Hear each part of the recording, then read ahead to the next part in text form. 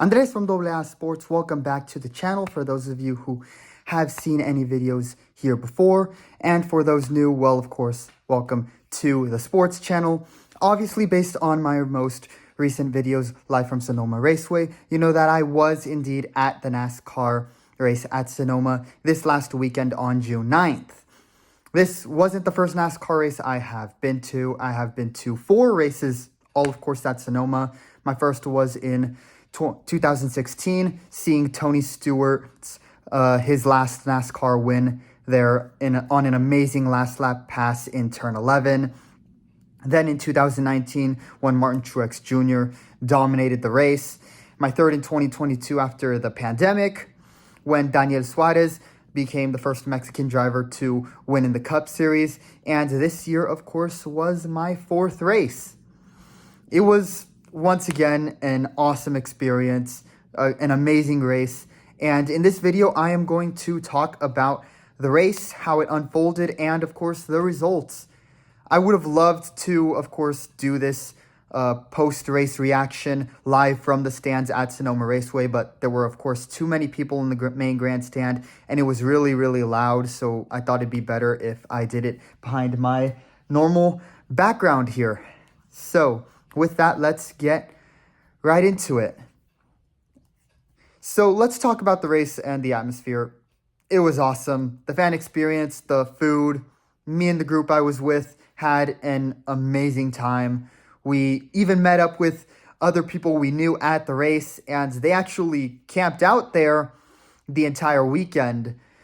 It was really, really awesome. The food was amazing, and a big quantity, which was actually, worth the price. I had a huge burrito. We also shared some of the large sausages they had, and a huge plate of chili cheese fries. Great food, great drinks, a great time all around. Joey Logano was the pole sitter and actually led the first laps of the race. I was pretty excited to see that, as he is my favorite driver, as you see by the shirts. I'm also a big Suarez fan, of course, and so is my Theo. Unfortunately for Joey Logano, the race did not end for him as it had started. He and his crew tried an interesting pit stop strategy that where they pitted under caution, the caution that came out on lap 16, and the strategy put Logano in the back of the field as they looked to play what was a long-term strategy that initially looked good and would put them in position to win the race. It was a long-term strategy.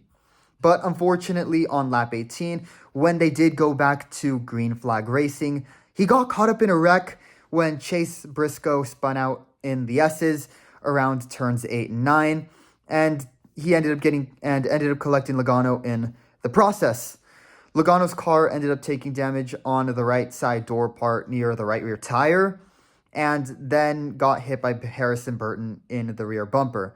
They were able to get the car repaired, and he was able to finish the race, but unfortunately for him, the car wasn't handling well enough to be up front or competitive, and Logano ended up finishing 21st in the race. Unfortunately, a really tough break for Logano when it finally looked like the car had the speed to compete and win the race. Just a bad break all around. That's really all you can describe it as. Logano has not had a good season so far.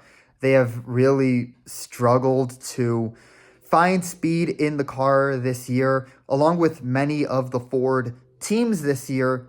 And then the times when they do find speed in the car and the car is handling well, he ends up getting caught up in wrecks like this. He is currently 18th in the point standings as we speak. And frankly, they need better results if they want to make the playoffs this fall. Ty Gibbs was another one of our picks. He is my cousin's favorite driver. Unfortunately, he also did not have a good weekend. He crashed out of the Xfinity Series race on Saturday and then ended up crashing out of this race. So back-to-back races, DNFs. In one of my videos from the racetrack, I showed you a replay from the stands of Ty Gibbs' crash on the front stretch From our vantage point, we saw Ty Gibbs hit the front stretch wall and then at the end hit the wall at the entrance of turn 1. What we didn't see, but I believe it was shown on the Fox TV broadcast, was Gibbs hit the turn 11 inside wall in the middle of the turn just beforehand. So this resulted in Gibbs's number 54 car right front suspension breaking, which resulted in him getting into the wall again on the front straightaway and then hard in the wall entering turn 1. The crash resulted in a DNF for Gibbs, so unfortunately, 2 of our picks were already either DNF or out of contention due to crash damage. Then on lap 32, another crash occurred when Josh Berry in the number 4 entered turn 11 too hot and locked up while braking. He ended up hitting the inside wall and then crashed into Martin Truex Jr. in the number 19 and Christopher Bell in the number 20. Spinning Bell out, Austin Dillon in the number 3 Camaro, William Byron in the number 24, and Cam Waters in the number 60 Mustang were also collected in this wreck. This caused a major traffic jam and brought out another full course yellow. Austin Dillon and Josh Berry ended up being unable to finish the race due to the car damages from the crash, both scoring DNFs, finishing 36th and 32nd. Cam Waters, his race also ended, it eventually ended on lap 66 after his Ford Mustang's handling was never the same after that crash, and they were unable to make minimum speed due to suspension damage sustained from the crash. He scored a 35th place DNF. Byron, fortunately for him, was able to continue the race after his pit crew was able to somewhat repair the right rear toe link that was damaged, but the car was not the same after the crash and he was only able to finish 30th.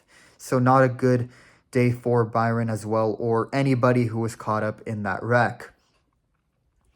Then after cleaning up the track and going back to green flag racing once again, hoping for somewhat of a green flag run, yet another crash occurred when Austin Cindric in the number 2 and Noah Gragson in the number 10 car made contact in the S's in turn 8, and they both crashed into the tire wall.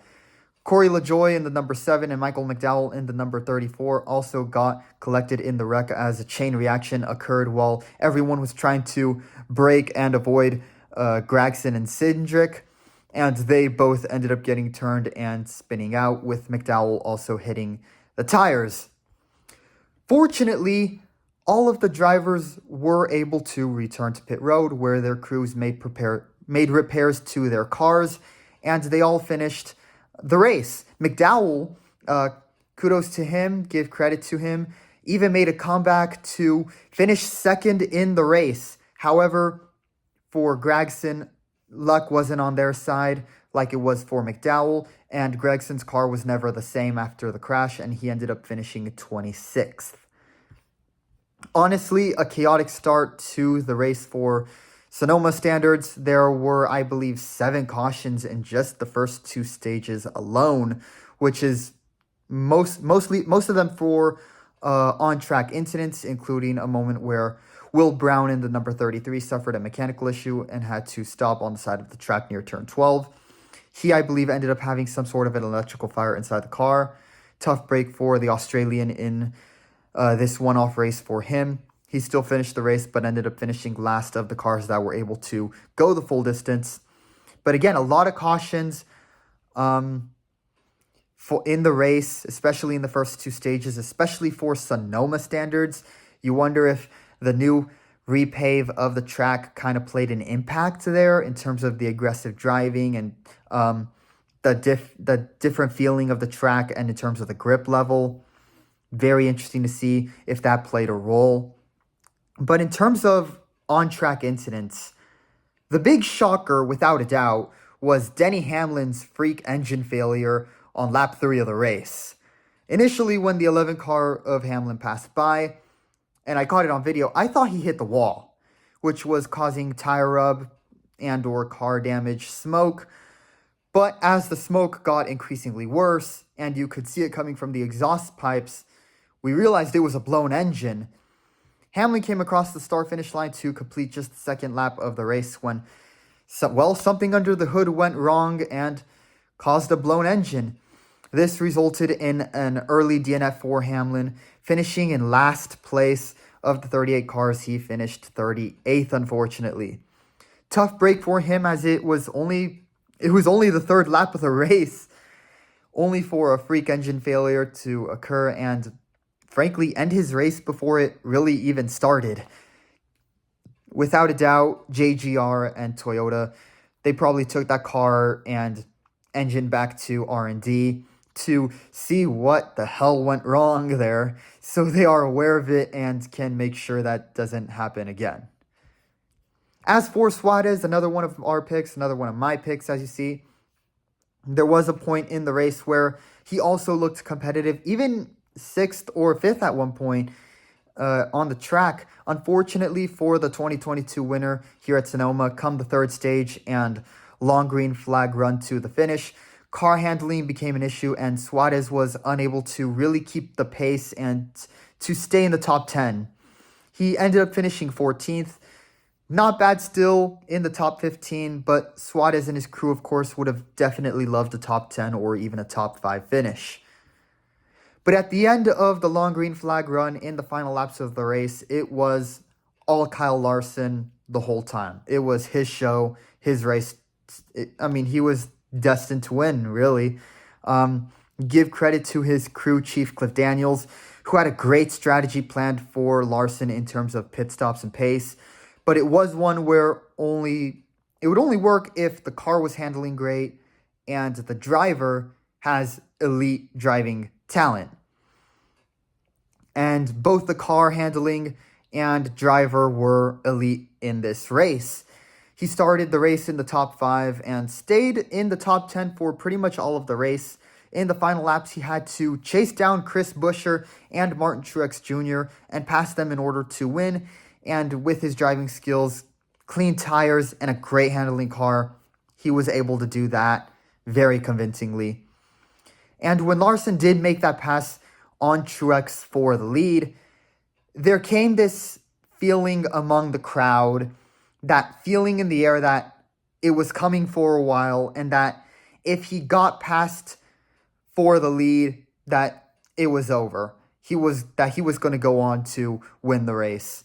Sure enough, as Larson began to distance himself, Larson fans and those rooting for the local driver from Elk Grove, California, they cheered him on as he went on to win his first race at Sonoma, which is his home track. So congrats to him. This is, I believe, his 26th win in the Cup Series. So, hey, 4 more to 30 wins in NASCAR at the top level.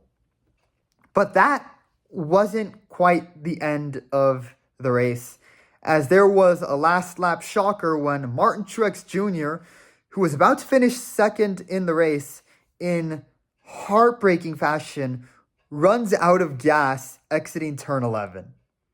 He ended up falling all the way back as the rest of the field that was on the lead lap passed him as he ran out of gas, and it looked as if he wouldn't make it to the end, to the finish line, to, complete all 110 laps and finish the race. However, remaining determined to finish the race, Truex still drove it. He still tried to drive the car to get to the finish line and not score a DNF. The crowd cheered him on as he slowly tried and successfully crossed the line to finish the race. And that was true determination and dedication to racing, demonstrated by Martin Truex Jr. Hey, I tip my hat in respect to you, Truex. Way to still keep going and never give up, even though the race was over. You're going to be the last car on the lead lap. He still tried to drive it, even though it was running on fumes, to the finish line and finish the race.